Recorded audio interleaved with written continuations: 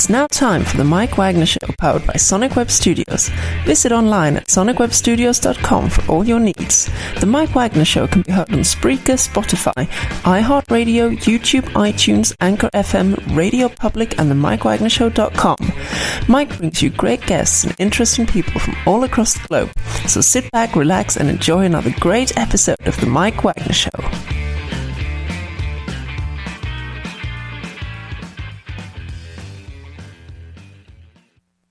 Hey everybody, it's Mike from the Mike Wagner Show, powered by Sonic Web Studios. Visit online at sonicwebstudios.com for all your needs. Look at a professional website without breaking your budget. Sonic Web Studios is the answer. Sonic Web Studios offers fast, affordable custom web designs at below the competition way. Call today, 1-800-303-3960. That's 1-800-303-3960. Or email to support at sonicwebstudios.com. Mention the Mike Wagner Show, get 10% off your first order. Sonic Web Studios, take your image to the next level. Also, the Mike Wagner Show can be heard on the MikeWagnerShow.com. You can check our Facebook page at facebook.com/the Mike Wagner Show. You can download and listen on Facebook, SoundCloud, Spreaker, Spotify, and iHeartRadio. Also on Anchor FM, Radio Public, iTunes, Google Play, Apple, Stitcher, Deezer, and more. Take the Mike Wagner Show with you on any mobile device and subscribe to the Mike Wagner Show on the YouTube channel. We're here with a wonderful gentleman from Indiana who's been all over the world in the United States, talking about animals, caring for animals, and providing for animals on national TV shows like Jim Fowler's Mutual of Omaha, Johnny Carson, and The Tonight Show, and quite a number of others as well, too. He's also been on TV in Indianapolis, talking about animals and caring for them. He's been around zoos and just talks about just all over the state, the Midwest, and wherever else. And once you talk to him, it's like it feels like you get to know a guy that just loves animals, cares for animals, and sometimes you wonder if you're an animal yourself. Not the party kind, of course, but I just watched some of his episodes as well too, and it's just like makes me want to cuddle a snake and everything else. So live, ladies and gentlemen, live from his own private zoo in Indiana. Without all the noise, ladies and gentlemen, the animal guy, Larry Battson. Larry, good morning, good afternoon, good evening. Thanks for joining us today. Thanks for having me on. Well, yeah, it's fantastic to have you on as well, too. I've loved watching your shows, and, of course, I've been a fan of the Tonight Show with Johnny Carson. Saw some great animals on there, and also watched Mutual of Omaha as a young one from way back when. Of course, you provide animals for such national TV shows, talk shows, and you also been around educating people about wildlife, animals, and everything else. And later on, we'll talk about you being an expert on, some would say, may believe or not. But first, tell us how you got started. Well, I've always had an interest in animals as a youngster, and I think that all grew from going to Rocky Mountain National Park in Estes Park, Colorado as a child every year, all through my youth, up through my teen years. And back then I wanted to be a park ranger. I fell in love with the place so much. But I think the lecturing thing, doing the programs with live animals, all started from a gentleman who was a ranger at Rocky Mountain, and he was doing a program one evening at one of the visitor centers, and he had a packed house, and you could hear a pin drop while he was talking, except the only thing you could hear were two mountain lion cubs playing on the roof of the amphitheater, or the, and I truly believe that inspired me, because he had wonderful slides of animals he'd photographed in the park, bighorn sheep, moose, mountain lions, and so forth. So I think that was all the beginning. And so I just took the interest as I grew up, and I got lucky enough when I was about 19 years old to be hired by a gentleman who had a huge menagerie of exotic animals in southern Indiana. And I worked with him for a couple of years, and I had a chance to handle just about everything and anything from lions and leopards and bears, and even had a confrontation with a buffalo working for him one time, and it just went on. And then when I was about 24 years old, I had such an interest in reptiles and snakes and so forth. In fact, in my home, I kept at one time over 50 different species of venomous snakes. And I thought, people would love to see these. So we put together an exhibit. We traveled doing shopping malls and so forth, and people could see all these rare snakes from around the world. And then a gentleman approached me. He said, you've had a lot of experience handling animals, and I can put your trailer in different places if you'll be my assistant when I do my animal shows. I said, well, that sounds like a plan. So I watched this first show, and I thought to myself, oh, my gosh, this could be a lot better. So I basically created my own job. I sat in a chair, got a directory to all the local schools here in Indiana, started calling schools, and that was 41 years ago, and we've been doing shows in schools ever since. And I really think that's my calling, because I get too many letters and emails from people that have grown up and now are adults that remember my show from when they were in elementary school, that have gone on to become vets and zoo directors and so forth. So that's really, I think, the coolest part of our job. It sounds like a fun job to have as well, too. It makes me want to be a host when it comes to animals, like, say, with Mutual Omaha, and also some of the other ones I've seen before, too, like, say, with the kids love watching Zoboomafoo on PBS, and watched a little bit of Jack Hanna's. And, of course, he had Wild Kingdom, and, of course, Johnny Carson, The Tonight Show. I remember just watching animals and the way Johnny Carson handled things. And, tell us about your experiences providing animals for Jim Fowler and Johnny Carson. Well, that's quite a history. In fact, Jim travels all over the country and does speaking engagements, and they always say, "Bring your animals." Well, he has no animals, and he knows he has a network of people across the country that do programs similar to ours that have animals. They're used to appearing in front of people. They can be natural in front of an audience and so forth, that aren't afraid or intimidated by an audience. And we got a call one afternoon, I have to tell you. This was in 1979, I believe. And I'm in my monkey building. It's 95 degrees. I'm sweating. We're cleaning enclosures and so forth. It's just not a good day. and the phone rings, and he says, "Hello, I'm Jim Fowler." So right away I'm thinking to myself, which one of my friends knows how to imitate his voice? So I talked to him for 5 minutes and realized this was Jim Fowler. Well, he said, "Well, I'm going to be up in South Bend, Indiana, and I'm doing a talk for the Shriners up there, and I've heard that you have animals. Will you be willing to bring some of your animals up and we do a program together?" I said, "Absolutely." Because he was like my mentor. That's who I kind of worshipped, Mm-hmm. So we drove up to South Bend. We did a show with him, and it was fantastic. And after the show, we're getting to know each other and talking. And I said, that Celebes black ape we have, it would be tremendous on Carson. He said, you're right. He said, let's put that together. So I get a call from Mutual of Omaha's public relations department. They said, "Jim wants you to come out and do Carson and bring your Celebes ape." I said, "Well, that'd be great." So we put it all together. Well, we didn't get on. I think it was Diane Cannon ran too long. Really? So yeah, the witch. And, makes you not want to watch her movies after that, right? Pretty much. So, I was totally discouraged because I thought, my gosh, I told all my friends to watch and so forth. So, we have to go back to Indiana. But Jim said, "Well, we'll have you come back out." I said, "Oh, okay. Well, that's fine. I've kind of figured that."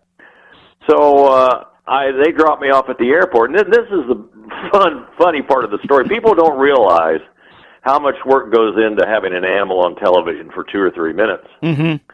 And so I get to the airport, and we'd always send our animals excess baggage, like you would send your puppy or your cat. Mm-hmm. And so I get it all checked in. I'm sitting there by I think it was American Airlines that flew us out, and was going to fly us back. And I get called up to the ticket desk, and I go up there, and the guy said, and he's not nice at all. He says, that monkey, he says, that's not considered a pet, so you have to fly that air freight. I said, well, I flew it, excess baggage from Indianapolis. He says, well, you'll have to talk to Indianapolis. And I said, well, I'm in Los Angeles, so that presents a problem. So I said, get me my monkey, get me my stuff. And I got in a taxi to go back to where we were staying at the Hyatt on Sunset. The only problem was I was young in my career, so I didn't have much money, so I couldn't afford to check back in, and I knew those guys were going to be gone all day. So basically I waited in the parking lot for them to come back, and hours and hours. And then the next day we put it on air freight to fly it home. And they just it was very unprofessional. I think they hit the front of the crate with a forklift. Oh no! Yeah, they're bringing him out there to the freight office, and I'm looking over. I see him, and I can see the front of it's damaged. So I start walking toward it, and they said, "Sir, you can't walk over that yellow line." I said, "Watch me." So as I'm walking closer to it, basically his name was Doc. He just pushed the door off, and he jumped in our arms, which I'm glad we were there. So the next time we went out, we had a crate specially built for it, which was pretty heavy duty. And the whole segment, well, I didn't think it was going very well because basically Doc was not on his best behavior because he didn't really know Jim that well. And he ended up smacking Johnny in the mouth, and it was just went on and on. Well, it turned out to be, according to the Carson people, the 15th best segment that they've ever had on The Tonight Show. Really? 15? Yeah. I like that. So, better than Diane Cannon, I'll bet you. Oh, yeah, she didn't even make the top 100. But poetic justice. Yeah. So we had, in fact, we lost Jim here last year. He passed away, and and his son Mark called me one day. He says, we were just having dinner with Dad, and he said, Larry provided the best animals for me, hands down, which always made me feel pretty good. But we went out 4 or 5 times. One time, I don't know how I can clean this up, but we had a baby male baboon that Jim wanted us to bring out. So we said, great, and so forth. Well, when we took him to school, we'd always put pants on him. Because the moment he woke up till when he went to sleep, he was, he was ready, let's say. I get the idea, yeah. It wasn't half-mast, it was full-mast. All the time. So, I guess that's hard to say. So there's a scientific term for it, but I can't think of it right off the top of my head. Yeah. So he's a typical little male baboon. So we go out there to do the Carson show. Well, there's a gal that was a producer that just was not a nice person. Ouch. Yeah, she just wasn't very nice. And she came up to me and she says, that baboon will be the third animal. I said, okay. I told her, I just need like a minute so I can put its pants on. She turned around and looked at me. She said, pants? These are supposed to be wild animals. So I'm thinking to myself, and the guy from Mutual Omaha, the public relations man, Jim Sparks, is standing right behind me, and he knew why we put pants on that male baboon. So I'm thinking to myself, I could tell her why. Then again, I could just keep my mouth shut. So I said, okay, no pants. So he goes out there, he sits on Donnie's desk, and the beauty of it is he had his back to the camera the whole time, and Johnny looks down and he says to Jim, he says, that's a male, isn't it?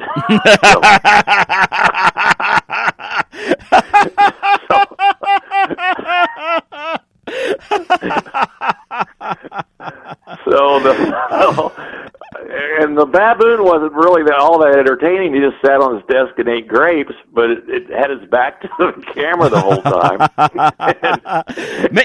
Maybe he was too ashamed to be eating something. It's like round or wherever it came from. It's like maybe he was too ashamed that he wanted to keep it a secret or maybe get people to guess. Well, I had a friend who went to Johnny Carson's party he had after the last taping of The Tonight Show, and he said Johnny talked about that particular moment. I said, wow. I said, that's cool. So, yeah. So it was always, it was fun. It was a lot of work. It's very, very stressful anytime you fly animals. I didn't lose it for very long. We were in New Mexico with Jim, and Albuquerque to be specific, and we flew home, and we had to go via Chicago and then catch another plane and come down to Indianapolis. Well, I get to Indianapolis and go to pick up my baboon. They don't have it. I said, where is it? And they got to looking around. They said, oh, it's sitting in Dallas. Oh, no. Now, and I told the woman, I said, now I can understand a piece of luggage that maybe the attendant didn't look at the right tag or something, and it could have accidentally put it on another plane. Mm-hmm. But this was a large baboon and in a large crate that said all over the direction it needed to go. So he didn't arrive till the next day. He was fine and all that. But yeah, it was worth it now when I look back at all the stories we had and so forth doing the Tonight Show. I can still remember Johnny was one of the things that he would not do is look at any of the animals before the taping, so it was completely spontaneous. Mm-hmm. And I think that's what made him so good. And he was, he's tremendous. In fact, David Steinberg was on that show with Doc, our Celebies ape. And before that afternoon, I had him Doc out for a while, and he was being Doc, getting on a table and shaking it. And David Steinberg, the comedian, said, this monkey's going to be funnier than me tonight. and when we're leaving the taping, he comes around the corner. He says, I was right. I was right. The monkey was funnier than me. I bet you Ed McMahon was enjoying all this as well, too, I'll bet. Oh, he was the greatest. He was the nicest guy. One of the funniest things out there when we did the Carson show was we were talking to Rodney Dangerfield, and he had a rehearsal that he ran through his bit. But as I told people when I got home, the rehearsal that afternoon could not have ever been aired. Mm-hmm. He was basically doing jokes for the band. Mm-hmm. And when he did his bits that night for the taping, it was much different. But once again, a very nice man. Yeah. Oh, that is too funny. It makes me want to go back and watch Johnny Carson again with all the animals and Jim Fowler of Mutual Omaha. And who else did you provide animals for? Well, Jim was my to tell you the truth, after working with, I did a couple things with Jack Hanna. Mm-hmm. We did a couple local shows here in Indianapolis. Jack makes the circuit, mm-hmm. and so forth. But I kind of had a lot of pride working with Jim because, as far as I was concerned, he was the number one guy, mm-hmm. and anybody else I was working with. Because basically, you didn't do it for the money because it was too much work. You'd have to charge him $1 million. Mm-hmm. It was like, or I'm being sarcastic there, but so. Jim was my guy, and Jim and Jack Hanna were not really on the best of terms. Mm. So it was, but I know Jack, and I had worked with him a couple times on some local TV stuff. Mm-hmm. And he was, the thing about Jack Hanna, he's not as knowledgeable about animals as you would think. Uh-huh. He was basically, before he became a zoo director, he was a goat farmer. Oh, really? And, yeah, he didn't, and when we'd go to the Columbus Zoo and to see Jack and he'd show us around, he'd basically have to talk to the various keepers throughout the place. When I asked him about a particular animal, he'd go get a keeper and have them answer my questions. So, oh my goodness, yeah, it was. And he called me one time and he said, "Larry," he says, "I want to use your badgers." Because we had a pair of really nice badgers that we did in lectures. I said, "Well, okay, here's the deal, Jack." I said, "Well, I might do this, but if I'm not going to be there," I says, "whoever handles them, when they get in that crate, they're going to growl and hiss at you." I says, "You cannot back off. Mm-hmm. You've got to just pick them up, because if you back off once, they've got you. Mm-hmm. They've got you. They've got you whipped there." He never called me back. That's a good lesson to learn too. It's like, just grab the badger and don't question it. That's what it sounds like. Yeah, well, that's basically true with any animal that you work with. We did a thing in Detroit one time, and my wife works with me now. She has for the last 25 years, and she's probably one of the best animal handlers in the country. Mm-hmm. And women really are the best ones. If you've ever watched, for instance, when Hannah would do Letterman, most of the animals were handled by girls because they're good. I mean, they're just really good. The macho thing's not there, and that's very important. So I told my wife, I said, I can remember we had a full-grown mountain lion. We were doing a show in Detroit in this shopping mall, and I had to walk this mountain lion through this fine china display. And if it made a lunge right or left, we would have destroyed thousands of dollars worth of china. Oh, my goodness. I said, the mountain lion did perfect. It said it walked right up to this little bitty stage they had provided for us, sat there on the stage as we talked about it, and then walked right back to its crate in our truck, and it was, went well. But, so always unusual situations. That's the thing. When you work with wild animals on television or the special promotions and that sort of thing. Mm-hmm. And I remember a story, too, a while back, ZZ Top would be playing, and they have, like, wild animals up on stage. And I think one night where things got so hot and everything else, I think they had a buffalo, and I think they had a snake, and I guess they had some goats or whatever it was. The animals were pretty much fighting on the stage, and they drew more attention than ZZ Top, and they kept playing while the animals were fighting. It's so funny. Yeah. Well, I have to tell you, I was in Florida one time, and one of the animal dealers down there, I was at his place, and he had a kit fox that had been on that tour, and I still kick myself for not getting it because I thought to myself, man, it's used to everything. Going into school would be nothing for this. Mm-hmm. So, and I still kick myself for not getting that kit fox. But that, Mm-hmm. And, of course, we'll talk about some of your TV shows in Indianapolis as well, too. TV8, you listen to The Mike Wagner Show at themikewagnershow.com, powered by Sonic Web Studios. Visit online at sonicwebstudios.com for all your needs. Look at a professional website without breaking your budget. Sonic Web Studios is the answer. Sonic Web Studios offers fast, affordable custom web designs at below the competition way. Call today, 1-800-303-3960. That's 1-800-303-3960. Or email to support at sonicwebstudios.com. Mention the Mike Wagner Show. Get 10% off your first order. Sonic Web Studios. Take your image to the next level. Also, the Mike Wagner Show can be heard on the MikeWagnerShow.com. You can check our Facebook page at Facebook.com/The Mike Wagner Show. You can download and listen on Facebook, SoundCloud, Spreaker, Spotify, and iHeartRadio. Also on Anchor FM, Radio Public, iTunes, Google Play, Apple, and more. Take the Mike Wagner Show with you on any mobile device and subscribe to the Mike Wagner Show on the YouTube channel. We're here with the animal guy, Larry Battson, talking about providing animals for Jim Fowler's Mutual of Omaha and The Tonight Show, starring Johnny Carson, sharing all kinds of animal stories, having a lot of fun with it, and also has a regular TV show in Indianapolis on WISH in Indianapolis TV8, and tell us how you got started being on that TV station. It started, basically I've been going on Channel 8 for close to 40 years. Wow. When I was starting to do this, I got a call from them. At that time we had an exotic animal pet shop, per se. And they called us up, and they said, hey, we're wondering if you could bring in some birds for our noon show. I said, yeah, absolutely. So I took a couple of big macaws in there, and I told them in the process, I said, hey, now I have lots of different animals. Mm-hmm. I said, we can do this on a weekly basis if you want. Well, they said, yeah, let's do that. I don't do it that often now, but that's what we started off doing.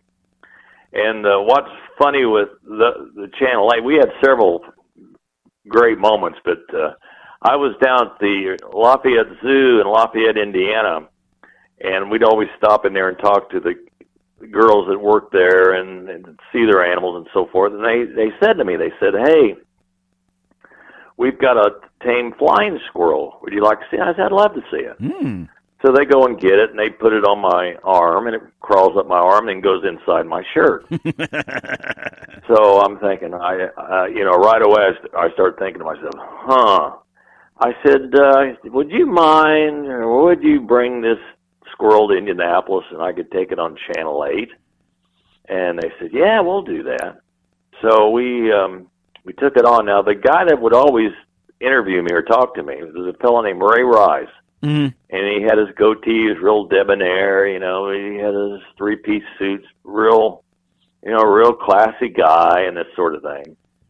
So we were starting a segment, and I put the flying squirrel on his arm, and it does the same thing. It runs up his arm and goes inside of his jacket. So, he has to, he has to stand up. He has to take off his jacket. And, of course, when he took off his jacket, his belly kind of flopped out, which ruined his whole image. You got to say by now, that's nuts. And he says, I think I've been set up. Of course, I act like, I don't know what you're talking about, Ray. I said, went on. And so some gal was watching it, and she sends a letter off to ABC Television, and that segment ended up being on Fallop's Bleeps and Blunders, a show they had in the 80s. Oh, my gosh. Oh, I know. So I thought, oh, well, that was well worth that. So, and one time we took a big emu in there, the big bird from Australia, and we had it in there earlier as a baby, and so I brought it in as an adult, which is about a 5-foot bird. And it was running around the studio, and of course I always act like I don't know what's going to happen, innocent. And it was just crazy. I mean, the poor gal that was interviewing me about had a heart attack. Oh my! Because the news people they like to know what's going to happen. So, and that's what I think. I like to surprise them. Or, have something kind of extra for them. Mm-hmm. More than just what I should say more than just an interview. Like, this is an emu. This comes from Australia. They eat this. It bores me. I don't like that.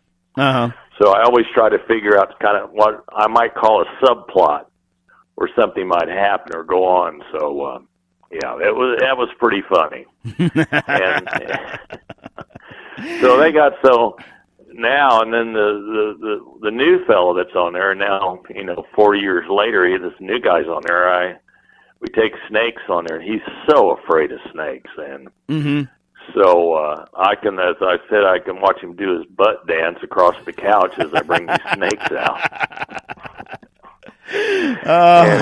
And he's pretty hilarious, He's oh man, makes me think of Tube Snake Boogie's ZZ Top. So yeah, it's and I can remember one time we had a macaw on there, and also on the broadcast was one of the Colts football players from the Indianapolis Colts, NFL, Marcus Pollard.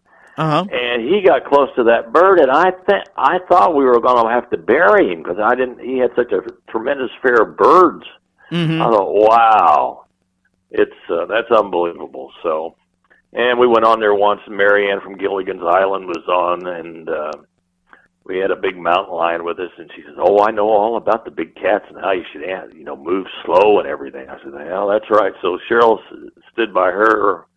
Well, I handled the mountain lion for the broadcast, and that was pretty cool too. I told Cheryl, my wife, I said, "Do you ever think you'd meet Mary Ann from Gilligan's Island?" She says, "No." But working with us or doing this animal thing, she's met lots of people over the years. It's famous celebrity types. Betty White, for one. What a nice lady. I mean, we've done a couple events with her, and she's just tremendous and nicest lady in the world. That is amazing too. And of course, of all the animals you've worked with, what would you say your number one favorite animal is? They're like your kids. You really can't, I'd almost have to say Doc or Celebi's 8 because, he got so much notoriety from doing that Carson segment. But, right now we have this olive baboon named Elizabeth that's just tremendous. I mean, she's just a phenomenal animal. I mean, when she appears in front of 500 school kids when we do an assembly program, it's like the Beatles walked into the room or something. She's just, we as we say, we don't train them to do anything special. We just want them to be themselves. And we kind of work the show around what they will do, and that's what they're not trained. They're not, they are to a degree. I mean, this baboon understands everything we say. When we, for instance, if you give it a new toy and you give that toy a name, when you hand it to her, you can go back an hour later, say, "What did you do with that blue dog?" And she'll go get it and she'll show it to you. But she won't. She'll let you see it. But as far as giving it to you? No, that's not going to happen. No, no way. I think that's their characteristics. I remember it's like, have a banana, here you go. Can I have that banana? No. No, right. Well, that was that's what happened on Carson when with Doc, he said that. And I'm watching that behind the curtain just a few steps away, and I'm thinking, oh my gosh, somebody's going to get hurt here, because he was doing everything you shouldn't do around a primate, giving them a direct stare, trying to take stuff from them, all that. All wrong. But I think God was on our side and made sure nothing really serious would happen. Mm-hmm. And of course, we're glad, too. And, of course, your goal as well, too, according to your website, you try to see the world through animals' eyes, such as what's their quality of life and everything else. And, of course, that's very important, too, to see through their viewpoint what their world is like. Well, it is. And, it's very important now. I can remember when I first started doing this in 78, the government, of course, we're inspected by so many people, the United States Department of Agriculture primarily, that I can remember that I'd had to tell the inspector how to spell lion. Mm-hmm. So then I'm thinking to myself, he's going to tell me how I should care for it? I mean, So things have changed over the years. You used to be able to, when I first started in the 70s, you could buy an African lion for a couple $100. Mm-hmm. And you didn't need any type of, which was wrong. It was all wrong. In fact, you may even remember, in the comic books, you could buy a squirrel monkey out of the comic books for $19.99. I remember that. Yes, I remember that. Yeah. I remember one of our neighbors did that one day, and it said, meet your nice, tame, new, friendly little buddy, and he sticks his hand in the crate, and the thing about chews his finger off. Oh. So, it was, it wasn't good. It's gone from one extreme to the other. Uh-huh. And after the incident in Connecticut with the chimpanzee and the woman and the one gal that was attacked, it was, it's just not cool anymore with these exotic animals. As far as, I don't know how to put this. You shouldn't own them for your ego. That's really what it's all about. Mm-hmm. Not everybody should. People have no idea what they're getting into, and basically, my wife said, this job, our life is a lot. It's a lot of work, and it is. It is. There's always something going on, and you can't take a vacation because I've got a baboon, and there's nobody else that can handle it but me and my wife. So, we're 24/7 around that baboon and our other animals. Trying to give them the best life we can. Mm-hmm. And almost like your children as well, too. And you still have your first big cat, nearly 17 years old now, according to the website. That's just amazing. Yeah, it's the big cats. When I worked for the gentleman in Bloomington, he sold exotic animals. Now, I wasn't interested in doing that at all, and I talked to a lot of people out of even buying exotic animals. He thought everybody should have a monkey, and which I didn't. But he had them all. I mean, he had lots of animals, so I wanted to be around them, and that gave me an opportunity to work with them. Well, one day we had a fella come in. We had a lion cub. The fella comes in, and he says, I want to buy a lion. I said, why do you want to buy a lion? He said, I think it'd be cool. And well, right away when he said that, I'm thinking, no, you don't need a lion. So he ends up putting his deposit on it. So I thought, darn. So he comes back, 2 or 3 weeks later, and we had two bigger lions, like in the 150, 200-pound range. Wow. That every day we had this great big room that we'd exercise them in. It was almost like a gym. Mm-hmm. And one of the guys that would work for me, he would go in there and he'd exercise and work with these lions and so forth. Well, he'd get beat up pretty good, even though they were just playing. So this fellow that had put the deposit on this lion, he sees this and he says, I want to go in there with them. I said, no, you don't. So he ends up, he goes across the street and talks to my boss, and my boss comes back and says, let him go in. I said, Bob, this is, he could really get hurt. He says, well, watch him. So what we did is we had a broom, and we said, hold this broom in front of you when you're in there, and they'll leave you alone. They have complete respect for this broom. So he's in there, and I'm not. I'm watching through the window, and the guy that works for me is in there. So all of a sudden, these two lions see the guy. Well, they start, dipping that head down. They start galloping towards his direction. And as soon as they do that, he throws the broom down, tries to run for the door to get out of there. Well, he doesn't make it. He does not make it. And they beat him up pretty good. Mm-hmm. And they bring him out, and he's all beat up, and he's got blood coming from here or there. Nothing really serious, but because they were just playing with him. He's kind of like a toy. Uh-huh. And so I'm thinking to myself, good. He will not want a lion now. He will not want a lion. Thank God that happened. So this lion that he put a deposit on, I'm working with all the time. I'm walking it on the leash. I'd take it outside or walk it down the street. I mean, it was a fantastic cat. Fantastic. So I'm in there by myself. I don't know, a couple months later. Now the lion's about 75 to 100 pounds. Wow. And here he comes with his mother, the guy that put the deposit on. He says, Larry, I'm here to pick up my lion. And his mother's looking at me, and she says, he doesn't need a lion. I said, ma'am, you're preaching to... I fully realize he doesn't need a lion. There's no doubt in my mind he doesn't need this lion. And she's looking at me like I'm the devil. So I asked him, I said, what are you going to haul it in? He said, I'm going to haul it in my car. So what he had was a Ford Pinto. Oh, no. Yeah, and he had one of these barriers they use on poodles with suction cups on the ends, so you can suction cup it up against the window, and that was going to be his barrier, and he wanted to put the line in the back of the Pinto. So I'm looking at this setup, I'm going, oh, this is not going to work at all. But he paid what he owed on it, so I walked the line out there, and gosh, I was so upset. I was so mad. Not a thing I could do about it, and I put the line in the back of the Pinto and closed it up, and there they went. So I go back into the place, and I'm just totally bummed. And the phone rings, and I pick up the phone, and he said, Larry? I says, yeah, the lion's bitten mother. I go, oh, really? And so he was south of town at a marathon station. So I said, I'll be there in 5 minutes. And now I was really upset. Now I was just plain mad. Ooh. So I drove at that time a Volkswagen Beetle. Oh.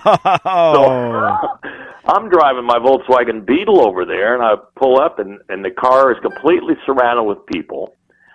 Mother is sitting on the curb, and at first I look at her to see how she was hurt. She had a little nick on her finger. It wasn't anything. Mm-hmm.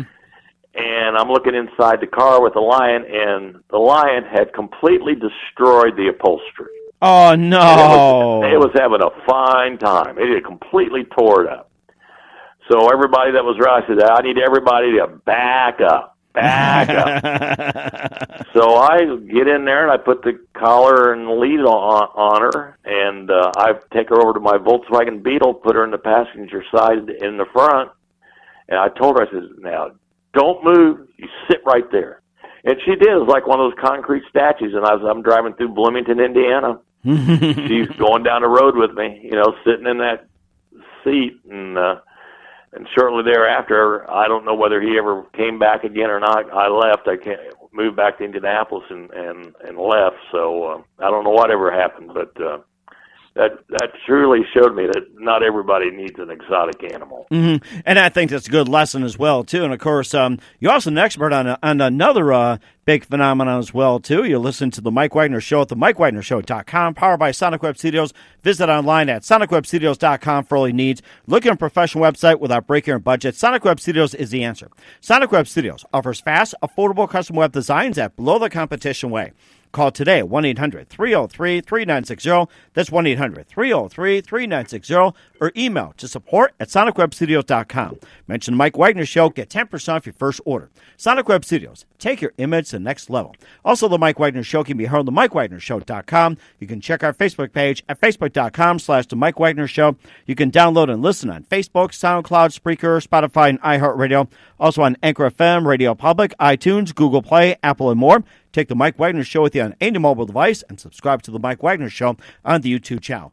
We're the animal guy, Larry Battson, out of Indiana. He's provided animals for Jim Fowler, Mutual of Omaha, and The Tonight Show starring Johnny Carson.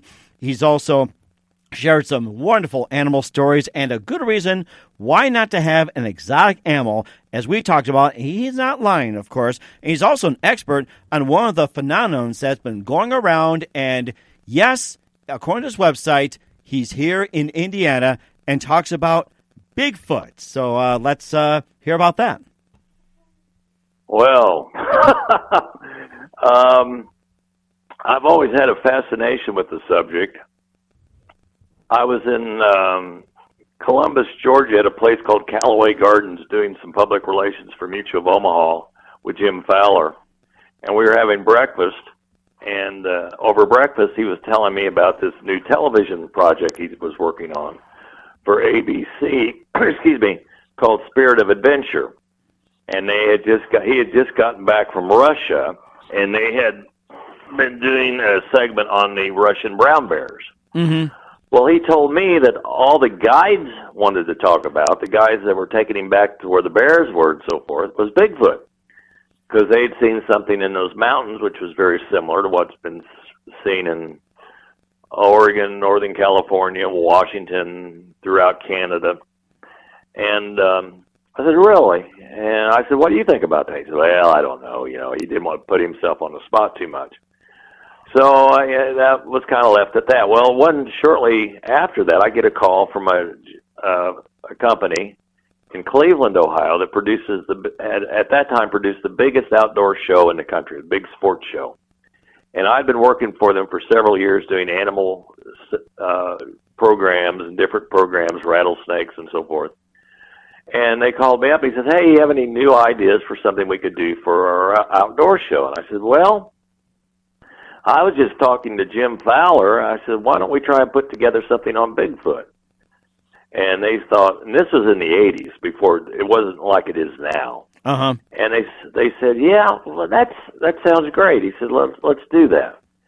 So I ended up, I'm an artist as well, so I ended up building an 8-foot-tall model. And they also said, see if we can get an expert in here on the subject. So what I did is I called Willow Creek, California, and there's a little variety store there called Hodgson's Variety Store. Mm-hmm. And basically Willow Creek was the capital of Bigfoot. Not too far from there was where the famous film that everybody's seen was shot, of one walking through this creek bed. And so I'm talking to the owner. I said, I need some different stuff for my display, like mugs and different souvenirs. He said, oh, I have it all. I'll send it all to you. I said, oh, that's fantastic. I said, do you happen to know anybody that's actually seen a Bigfoot? And he said, well, there's a couple of guys that were through here a couple of years ago. I think I still have their numbers. Hold on, I'll get them for you. So he gave me these two numbers, and these gentlemen lived in British Columbia. So I called the first man up, and his name was John Green. Well, John Green, it turns out, is probably one of the foremost. He had written several books on the subject.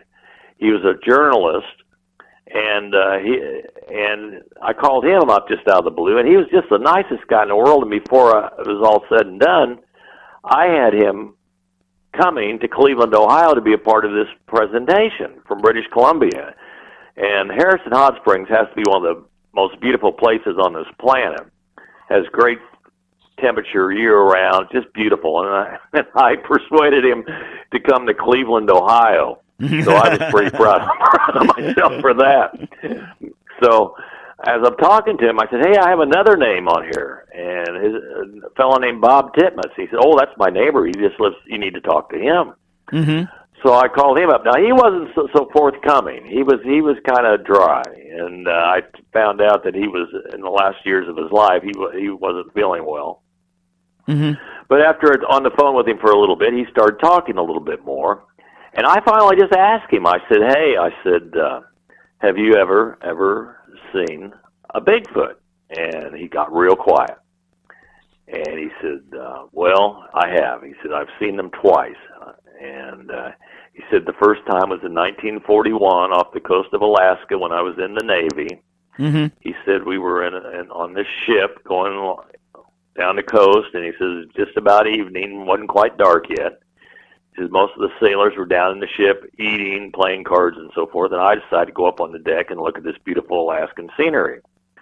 Well, he looks over on the shoreline, and he sees this thing walking along the shore with two legs, big, brown in color, huge head, long arms, and in his own words, he had killed and he was a taxidermist and stuffed just about every animal native Alaska, and he had never killed or stuffed what he was seeing that evening. Oh my goodness! So he had decided that when he got out of the Navy, that his goal was to go in pursuit of this. And it so happens the second time he saw them was in 1963 in Kitimat, British Columbia. He was back in the middle of nowhere, and he watched three of these things, a large one, a medium size, and a small one, basically scale this rock wall about 1,500 feet, which would have taken a professional climber a day to do. They did it in about 30 minutes. Really? Amazing. Yeah, so when I hung up the phone after talking to him for a long time, my whole attitude toward it changed dramatically. I was going to make the display kind of tongue-in-cheek, and I decided, no. Uh-huh. There's something to this. There's basically something to this. And there was, because I got approached by several people who had sightings and have stories to tell me. But probably about it, the best witness that I talked to that had seen a Sasquatch or a Bigfoot was Yellowstone Park Ranger Bob Jackson. And for 30-plus years, he patrolled the most remote area of Yellowstone by himself, hunting poachers. Oh, my goodness. Oh, yeah. He was, let's put it, he was a bad whammer jammer. I mean, this guy, he arrested more poachers in Yellowstone than all the rangers combined. Uh-huh. And what they were in fact, he arrested a bunch of Dick Cheney's buddies. And this really? is basically what ended his career, because the government approached him about, hey, lighten up on these guys. Well, he said, I'm not. He says, I absolutely will not. He says, they're no better than anybody else, because his testimony has cost people their thousands and thousands of dollars. And, he's put them in jail for periods of time. What they would do is they would kill elk, and they just take the heads and the antlers out and leave the carcasses. Well, you can't do that, because basically what you're creating is a grizzly bear bait, and the bears are learning, the young bears especially, that when they hear a gunshot, it's time to go eat. Well, anytime you put bears and people in close circumference, it's not good. Wow. Nothing always will happen. Yeah. So that's what he was up against. But Bob Jackson, he was by himself. He had his pack horse and the horse that he rode, and he said they were going nuts. And he said their noses would flare, their eyes would get big, and usually that meant there was a grizzly bear close by. Wow. But so he looks down this valley and he sees this deer. He said, "Well, this makes no sense. These horses are going nuts. The deer's not even bothered by anything. So what's going on here?" Well, all of a sudden that deer bolts. It runs, and coming out of this willow thicket, as he described it, was this thing, this animal that walked on two legs, or ran on two legs, I should say. It was covered with long black hair. And he says it was a Bigfoot. He says he watched it stalk this deer from Willow Grove to Willow Grove. Several of the people that worked on the trails, they would talk about they found an elk carcass that had been completely deboned, and they found these huge human-like footprints around it. So after my discussions with Bob Jackson, I thought, well, that's it. His testimony is better than anybody I've ever talked to. He has the most credibility. So, it's true. It all exists. And he told me that he said he was with a guide one time, and he said they were sitting on horses. The guide had just dropped some guys off fishing, trout fishing, and he said all of a sudden this scream come out of the valley of the mountain. He said basically it sounded like 1,000 elk going to their death. Oh, my. And he said, this scream, this guide looked at him, he said, what in the world is that? What in the world is that? What's making that sound? And he said, he said, I didn't tell the guide, but I said, I had a real good idea what was making that sound. I can remember talking to the guy that was in charge of Glacier National Park. The same thing happened. They were on a wolf count in the winter, and they were in a tent, and they heard one of those screams like that, and the guy that basically knew Glacier better than anybody says, he says, I don't know what that is, but load your guns. Load your guns. Just don't have the bears say it's dinner. That's one thing I actually learned tonight from you. It's like you shoot off a gun in the woods. The bear says dinner time. I did not know that. I learned something. Well, yeah. Well, that's the reason they don't. They want this. If you kill an elk or a deer, you take everything out with you. Mm-hmm. You don't leave it because they'll put two and two together, and it creates a big problem, mm-hmm. and it's illegal. Besides that, it's against the law. And also too with Bob Jackson, who experienced a family of Sasquatch over that 25 career, and talk about family. How many Sasquatch has he seen? Like in this family as well too. It's not just one. Well, he only saw the one. Just the one. Okay, I was trying to clarify. Okay. Yeah, he only saw one, and and he watched the one. He says this is a very rare animal. He says that's why I always have a problem. The Bigfoot thing is now going crazy because of all the shows on television. Mm-hmm. And there's if you go on the internet, there's 1 million groups that are in pursuit of Bigfoot. It's become pretty crazy, and I go and speak at these conferences. They have what they call Bigfoot conferences, where they get supposedly quote unquote experts to come in and talk. Now I'll go and talk, but I don't say I'm an expert. Uh-huh. I've just accumulated stories and information and witnesses over the years, mm-hmm. that I might know a little bit more about it than most people. I've read quite a few books on the subject, mm-hmm. and it goes back into biblical times. Davy Crockett it was Davy Crockett. Or no, excuse me, Daniel Boone. Daniel Boone claims he shot one in Kentucky, and he buried it. And when he told the story and they laughed at him around a campfire one night, he just shut up about it. And he didn't talk about it until his journals came out, and he wrote about it. So if someone knew where to start digging in Kentucky, they might find something. And I was asked in 2009. I went to outside of Washington D.C. to the National Conservation Training Center, and I spoke to the U.S. Fish and Wildlife Service on the subject. That's the first time they'd ever had anybody do that. And after I did that talk, I've received emails from park rangers and trail people and so forth that work for the Park Service and U.S. Fish and Wildlife Service that said, man, we're so glad you talked about it. In fact, I actually did a 1-hour television show with the U.S. Fish and Wildlife Service, which was broadcast over 1,200 outlets all across North America.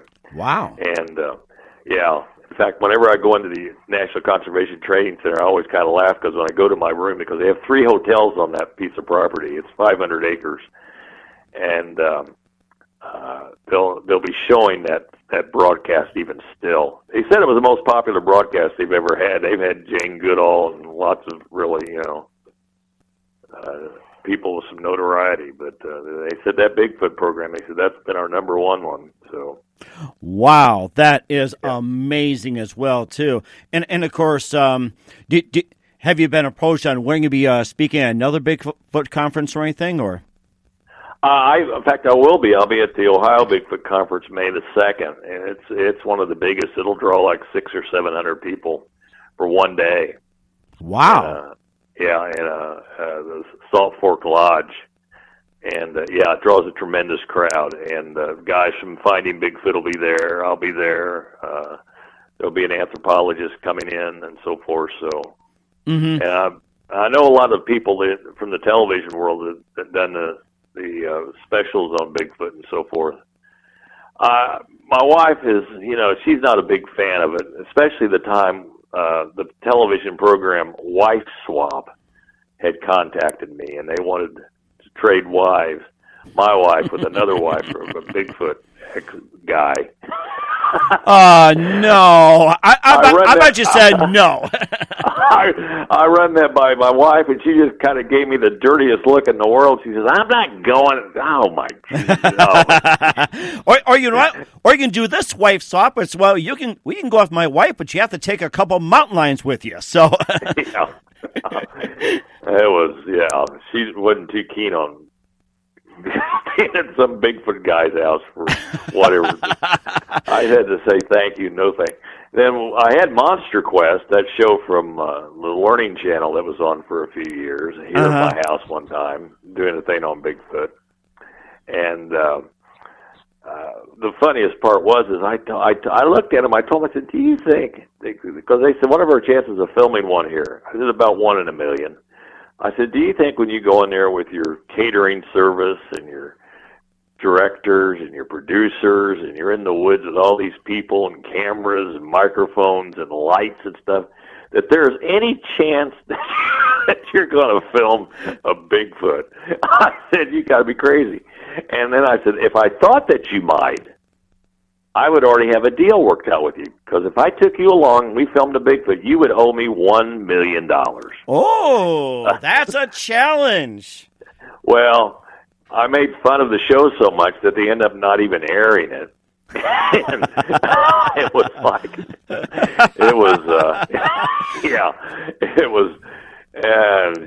and I still got my money for it, because I told them, I said, if you're going to take up my whole day, I've got animals to feed here. You're going to have to contribute to that. And they said, well, we will, and they did. They didn't. I don't think they knew when they were talking to me what they were in for. But yeah, I can imagine. In exchange for promotional consideration for finding Sasquatch, you can spend a couple days with the baboons. Yeah, there you go. and of course, people learn from the experiences related that you shouldn't mess with a Sasquatch. And of course, there's a big reason behind it. Not just big, of course. Yeah, well, I always ask these guys, these so-called researchers, I said, do you know what you're in pursuit of? Do you know what you're trying to find? If you would find it, what are you going to do? Because you're talking about a 7 to 8 foot animal that's stronger than anything I know of. I mean, I said, what do you hope to be your final results? What's your goal? Mm-hmm. And they just kind of look at you like, oh, we're looking for Bigfoot. I know people that 99% of the people that have seen him are people that weren't planning on it and had no interest in it. Mm-hmm. And when they finally do see it, these people, they have no desire to see it again. Zero. Probably pretty scary, too. They're just mainly docile creatures, and they're just antisocial. That's what it sounds like. And I'm sure if you try to take your smartphone or camera, try to take a picture, he'll probably come after you and not just eat the phone, but probably eat you. Well, the thing is most of this, I've always said probably 99% of the sightings are never reported. And when you see them, there's lots of animals we know exist that there are very few photographs of, such as the Sumatran tiger, the snow leopards and the Himalayas.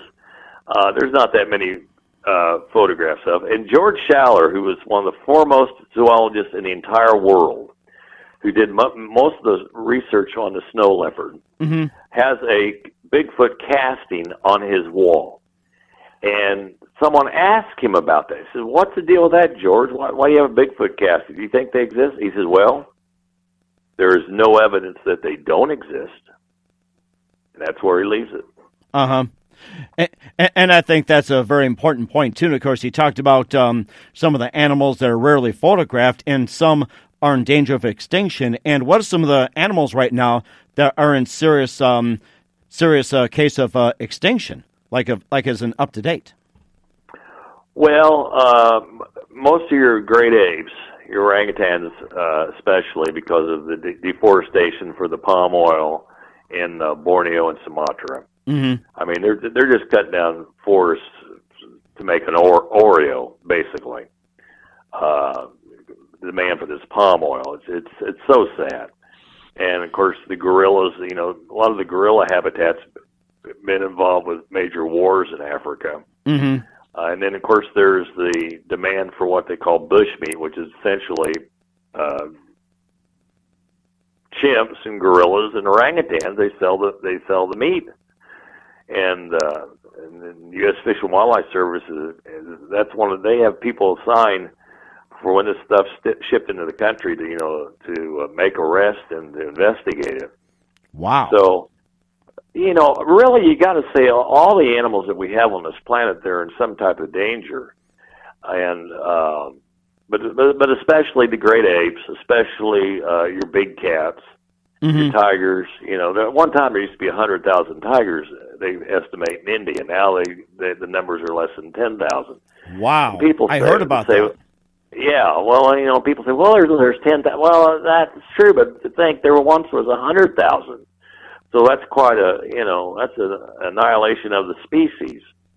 Uh-huh. And in Australia, finally, the rain has started in Australia, and those fires are getting put out. But billions of animals were killed. Mm-hmm. I mean, that's such a sad state of affairs down there that mm-hmm. It's going to take. But I did hear the areas that have burned out that already vegetation is starting to return, and it's going to grow. Mother Nature has a plan. The only thing with this plan in Australia is those fires were started by arsonists. They weren't started by lightning and natural causes. Uh-huh. And that's a problem. That's a big problem. Mm-hmm.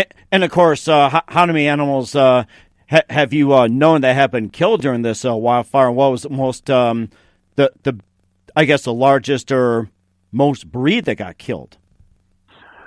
Well, I've heard the numbers in the millions, and I think I read somewhere that the koala population has been decimated considerably. Mm-hmm. So it's and it's going to be years before they find out the true damage. It's when you see burnout fields with kangaroos and so forth that've been incinerated. Horrible way to die. I mean, gosh almighty, what it had to be for the people that. And what's really great now is that there's so many people getting involved that so many donations. I just hope the donations go to the right place. Australia will never be the same again, at least in our lifetimes. But maybe it can be better. Mm-hmm. And it's going to take a while too. And of course, what can people do to help preserve these creatures as well too, especially the God's creatures. Yeah. Well, right now, money donations is what. But the true blessing is the rains are coming, and if they put the fires out, then they can assess the situation, what replanting needs to be done. But Mother Nature has a great way to rebuild.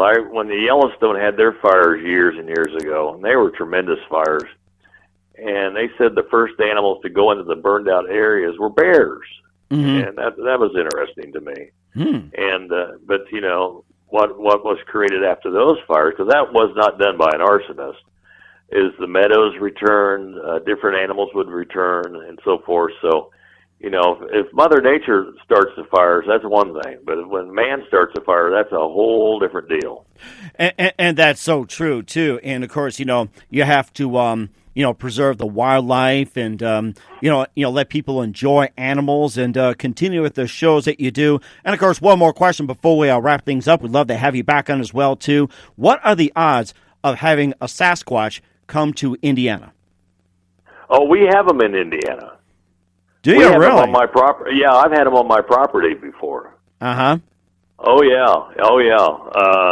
In fact, within a half mile where I live was one of the great Sasquatch stories I ever heard. It was told to me by a conservation officer that he says, I can tell you, but I can't tell anybody else, because now he's retired, he wouldn't care. But at that time, he'd be worried about his job. That's why a lot of the people in the Park Service don't say much about it, because of their employment. They don't want to. They don't want to jeopardize it. Right, exactly. Especially what happened with Bob Jackson and confronting Dick Cheney and everything else. I can see why on that. So yeah, absolutely. Right, exactly. And of course, just a couple of things here as well too. Who do you consider biggest influence in your career? Oh, I think the animals that were been a part of it, truly. Mm-hmm. Human-wise, I would probably say my father, who, when he passed away 20-some years ago, everyone said he had a slow deal. He had leukemia. But all he would ever talk about was what I was starting, what I was getting involved doing, and that meant a lot to me. But, of course, Jim Fowler. I mean, I learned so much from him. Working with him was always he was my hero. And when he passed away here a few months ago, that was a tough day, and he was just simply the best, Mm-hmm. And of course, it makes me feel that I've known the guy, the way you talk about him, and he's just fantastic. And what's the best advice to give to anybody at this point, especially when it comes to animals? Well, we need to save our outdoors. I mean, like I've always said, when I talk to a group of school children, I realize I'm not talking to all bunch of future zoologists or biologists or so forth or whatever, but all these kids are going to grow up and vote one day, and when they vote, they all make the decisions why we need to save our national parks and what politicians are behind that, and save our forests and so forth, and preserve our great outdoors. So I try to emphasize to these youngsters our love for animals, and that they should love them as well. When they look at an animal, in their school gymnasium or auditorium, and they look it in the eye and so forth, that's pretty meaningful for them. At least they've told me that over the years. I get lots of emails from now grown-ups that were kids when I started doing this, and I've been doing it so long, I have school principals now that remember me when they were in elementary school. Oh, my goodness. Yeah, I know. Wow. Yeah. Oh, my gosh, that's amazing. Larry, we'll definitely have you back on as well, too. Love to hear more animal stories. And before we go here, we've had Larry Battson, the animal guy on the Mike Wagner Show, providing animals for Jim Fowler, Mutual Omaha, and tonight's show with Johnny Carson. Also, next put on Bigfoot, and has a regular show on WISH TV in Indianapolis, TV8. And once again, tell us about your upcoming projects, if you have any for 2020. What's your website? How do people contact you? And where can people get to to watch your shows or anything like that? Well, the best way is through our Facebook page, Larry the Animal Guy and Friends, and that's where we promote all of our shows. I'm on Facebook. I do a show on Facebook Live on Wednesday nights at 9:30 and Friday nights at 10. So if they become my friend on Facebook, there's a complete hookup there, and then I talk animals and answer their questions, and they just have a great time. Wednesday at 9:30 and Fridays at 10. Of course, it's not just for party animals. So that's right. So if you want to party while you're watching it, that's okay. Hey, that sounds great. I love watch parties. I think I'll do that with you. Larry the Animal Guy, watch party. Yeah, absolutely. Great. Larry, just want to say a big thank you for your time. You've just been fantastic. Learned a lot from you. Looking forward to having you on again, and do us a favor. Keep us up to date. Well, let's do it. I'll look forward to it. Thanks for listening to the Mike Wagner Show, powered by Sonic Web Studios. Visit online at sonicwebstudios.com for all your needs. The Mike Wagner Show can be heard on Spreaker, Spotify, iHeartRadio, iTunes, YouTube, Anchor FM, Radio Public, and themikewagnershow.com. Please support our program with your donations at themikewagnershow.com. Join us again next time for another great episode of The Mike Wagner Show.